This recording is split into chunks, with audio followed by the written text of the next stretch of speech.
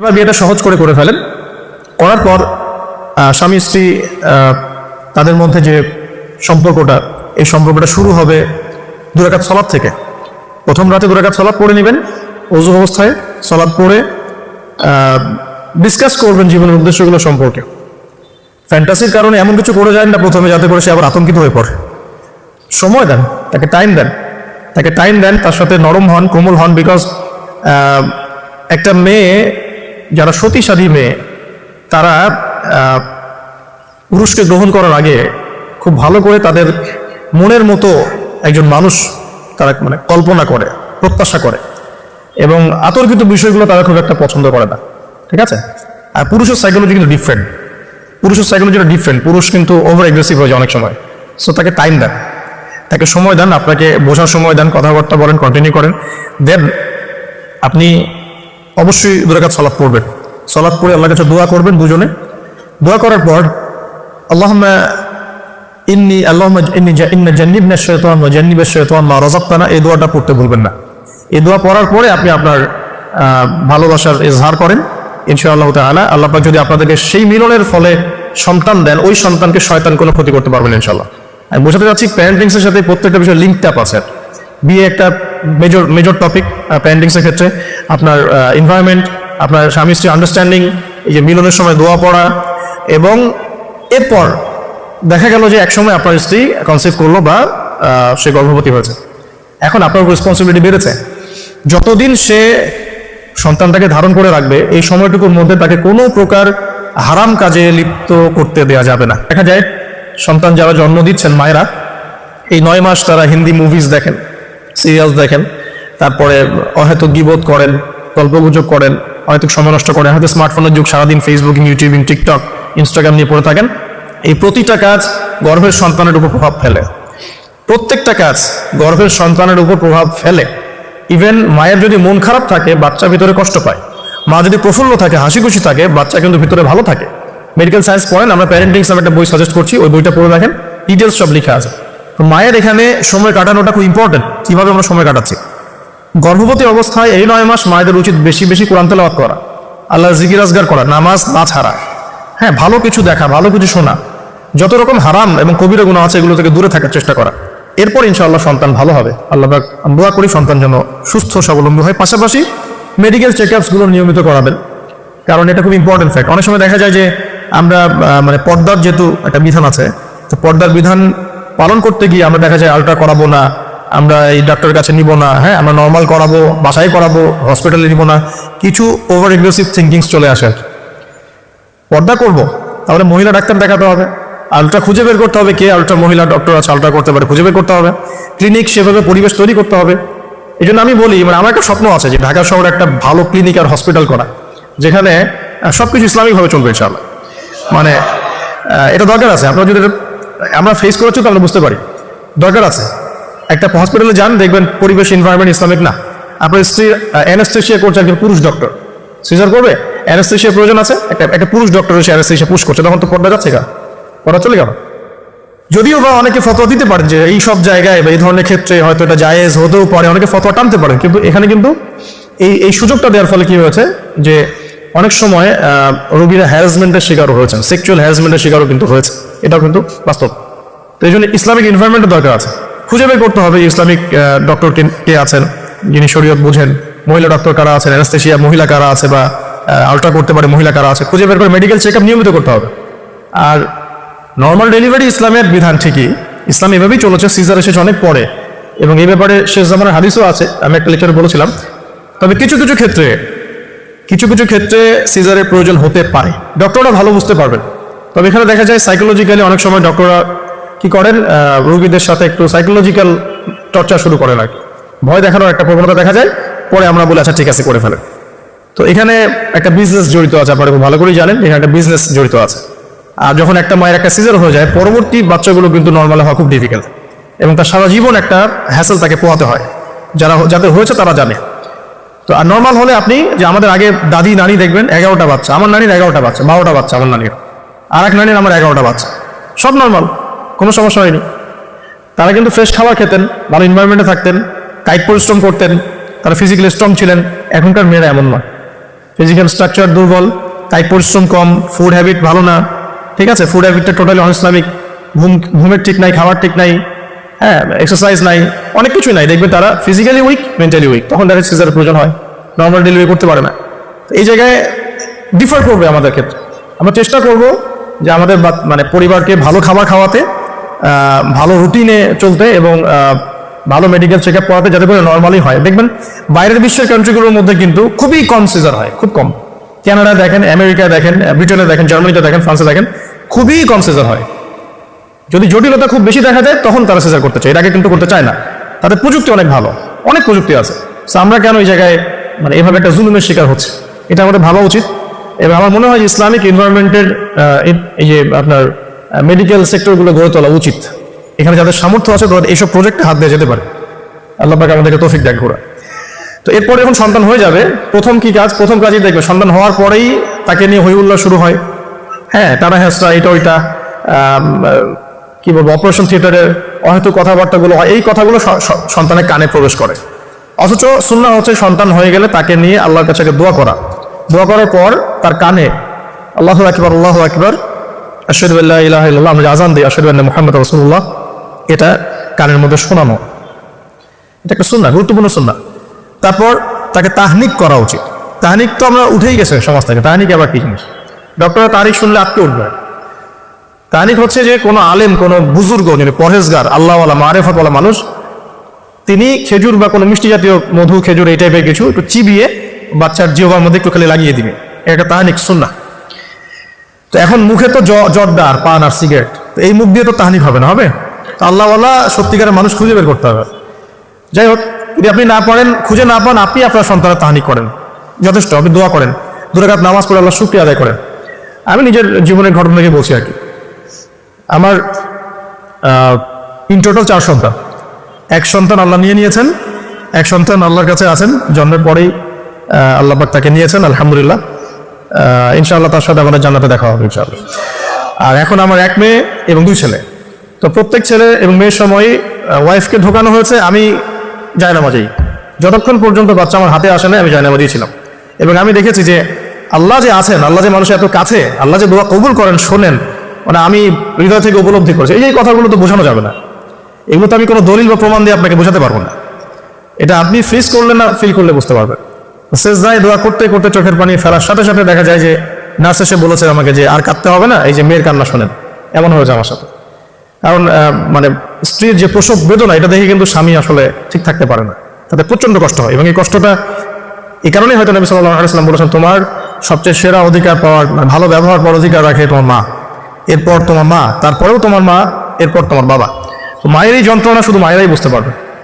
তো আপনি যদি জান্নাত পেতে চান, মায়ের সেবা করেন, মায়ের খেদমত করেন, মাকে সন্তুষ্ট রাখেন, ইনশাআল্লাহ জান্নাত পেয়ে যাবেন ইনশাআল্লাহ। আর এই যুগে কিন্তু মা বাবার সাথে দাস দাসীর মতো আচরণ করা হয় আর কি। তো খেয়াল রাখবেন এই বিষয়গুলো, মায়ের হকটা কখনো নষ্ট করেন না। আর তার মেয়েদের প্রতি একটাই আমার, মানে তাদের প্রতি আমার কনসেপ্টটা বিষয় হচ্ছে এরকম যে কঠিন হয়ে তাদের সাথে কোনো লাভ নাই। আসলে আদতে আলটিমেটলি কঠিন হয়ে কোনো লাভ নাই। 2-1 দিন হয়তো ঝগড়াঝাটি হতে পারে, মনোমালিন্য হতে পারে, কিন্তু কঠিন হয়ে তাদেরকে লাইনে আনা খুব একটা যায়। নরম হয়ে বুঝিয়ে সুঝিয়েই, ভালো ব্যবহার, ভালোবাসা, মহব্বত দিয়ে সম্ভব ওদের মন জয় করা, আদারওয়াইজ সম্ভব না। আসুন, এরপরে আজান হবে, তাহনিক হবে। 7ম দিনে গিয়ে আপনি আকিকা করবেন। যদি করতে না পারেন 14 দিনে, যদি তাও করতে না পারেন 21, এভাবে সুযোগ আছে আকিকা করার। তবে 7ম দিনে আকিকা করার সুন্নাহ। আকিকাটা কি? এটা হচ্ছে আপনার সন্তানের জানের বদলে একটা জানের উৎসর্গ। ছেলে হলে 2টো খাসি, মেয়ে হলে 1টা। কারণ কি, মেয়েদের রোগ প্রতিরোধ ক্ষমতা কিন্তু এমনিই বেশি, ছেলে বাচ্চার রোগ প্রতিরোধ ক্ষমতা কিন্তু কিছুটা কম। এখানে 2টো খাসি উৎসর্গ করা হচ্ছে আল্লাহর কাছে। এখানে মেয়েদেরকে ছোট করা হচ্ছে না। তসলিমা নাসরিন টাইপের মেয়ে থাকলে বলতে পারে যে হ্যাঁ ছোট করা হচ্ছে। তো আশা করবো যে আমাদের এখানে এমন কোনো মেয়ে নাই। এখন আকিকার পর কি মাথা মুন্ডন করা। মাথা মুন্ডন মানে একটা চুল থাকে, চুলটা কষ্ট দেয়, ডক্টরাই বলেন এই চুলটা কিন্তু বাচ্চাদেরকে কষ্ট দেয়, এই চুলটাকে কামিয়ে ফেলা। যদি মাথায় কোনো প্রবলেম থাকে ডক্টর বলে না এখন করার দরকার নাই, সেটা আলাদা ইস্যুস, কিন্তু নর্মালি কামিয়ে ফেলা উচিত। এবং চুলের ওজন করতে হয়, এই চুলের ওজনের সমপরিমাণ রূপা আল্লাহর পথে সাদাকা করতে হয়, এটা সুন্নাহ। তো এটা করবেন। তারপরে আকিকা করলেন, আকিকা আপনি যেভাবে গোশত বন্টন করেন সেভাবে করবেন। বাচ্চা এখন জন্ম হয়েছে, আপনাদের নতুন অধ্যায় শুরু, এই প্যারেন্টিংস আপনার এখন শুরু হচ্ছে। এখন আপনার জন্য প্যারেন্টিংস বইটা আমি সাজেস্ট করছি এবং আমি কিছু বলে দিচ্ছি আর কি। দেখুন, আদম আলাইহিস সালামের দুই ছেলের সম্পর্কে প্যারেন্টিংস এর মধ্যে কথা এসেছে। আদম আলাইহিস সালামের দুই ছেলের সম্পর্কে কিন্তু কথা এসেছে। এক নম্বর হাবিল কাবিলের ঘটনা মনে আছে? দুই সন্তান পরস্পরে হিংসা বশত কিন্তু এক ভাই এক ভাইকে হত্যা করে ফেললো। যদি আপনাদের একাধিক সন্তান থাকে, কারো প্রতি পক্ষপাতিত্ব করতে চায় না, তাহলে কিন্তু হাবিল কাবিলের মতো সম্পর্ক করে উঠবে আর কি। আর এই যুগে তো হাবিল কাবিলের সম্পর্ক এখনো চলছে। এখানে বহু কাবিল ঘুরে বেড়াচ্ছে দাড়ি টুপি নিয়েই, তাই না? এখন হাবিল কাবিল সম্পর্ক তো এখন আছে আর কি। কুরবানি কবুল হচ্ছে, আমারটা হচ্ছে না কেন? খেদমত হচ্ছে, আমি পাচ্ছি না কেন? মানুষ ওখানে ছুটছে, আমার কাছে আসে না কেন? ওই ওয়াজে 2 লাখ লোক হচ্ছে, আমার ওয়াজে হচ্ছে না কেন? হাবিল কাবিল সম্পর্ক তো আছেই আর কি। তো কাবিল কি করবে? হাবিলকে এলিমিনেট করার চেষ্টা করবে, হাবিলকে দুনিয়া থেকে সরাতে হবে, তাহলে সে সফল, তার ধারণা এমন। অথচ এই কাজের ফলে কি হয়েছে? তার আমল নামে সমস্ত খুনের গোনা কিন্তু যাচ্ছে একটা একটা করে। আর সেম জিনিস আমাদের সাথেও হয়েছে, আমাদেরকে এলিমিনেট করার চেষ্টা করা হয়েছে। আলহামদুলিল্লাহ, আল্লাহ রাব্বুল আলামিন সেটা করতে দেন নাই। আল্লাহ পাক সবসময় সত্যের সাথে থাকেন, অনেস্টির সাথে থাকেন। আল্লাহ পাক সবসময় নূর এবং মারিফত ওয়ালা মানুষের সাথেই থাকেন। আল্লাহ পাক কখনোই ইবলিস এবং কাবিলের সাথে থাকেন না। আল্লাহ পাক বোঝার তৌফিক দেখ। সামনে যান, নূহ আলাইহিস সালামের জীবনেও কিন্তু প্যারেন্টিংস আছে। দেখেন, এক সন্তান ইসলাম কবুল করছে না। তো এমন হতে পারে যে দীর্ঘদিন আমার একাধিক সন্তান, আমি আমার সর্বোচ্চ পরিশ্রম করছি সন্তানের পিছনে, তাদের ভরণ পোষণ, খাওয়া দাওয়া, এডুকেশন সবকিছু, তারপরেও জীবনের এক পর্যায়ে গিয়ে একজন বিভ্রান্ত হয়ে গেছে। এটা হতে পারে, এটারও সুযোগ আছে। এতে আপনি দোষী হবেন না ইনশাআল্লাহ, কারণ আপনি আপনার চেষ্টাটা অব্যাহত রেখেছিলেন। তো একটা কথা বলতে ভুলে গেলাম, যে ওই যখন হাবিল কাবিলের কথা এসেছে, তখন একটা কথা বলতে ভুলে গেছে, যে ওই ইউসুফ আলাইহিস সালামের কথা মনে আছে নিশ্চয়ই। ইউসুফ আলাইহিস সালামের বাবার কিন্তু 12 সন্তান। এই যে 11 সন্তান, 11 ভাই যে ইউসুফ আলাইহিস সালামের এগেনস্টে যে ষড়যন্ত্র করছে, কারণ কি? কারণ বাবা ইউসুফকে খুব বেশি ভালোবাসে, বাবা ইউসুফকে অনেক আদর করে, তার খুব খুব চমৎকার সুন্দর দেখতে।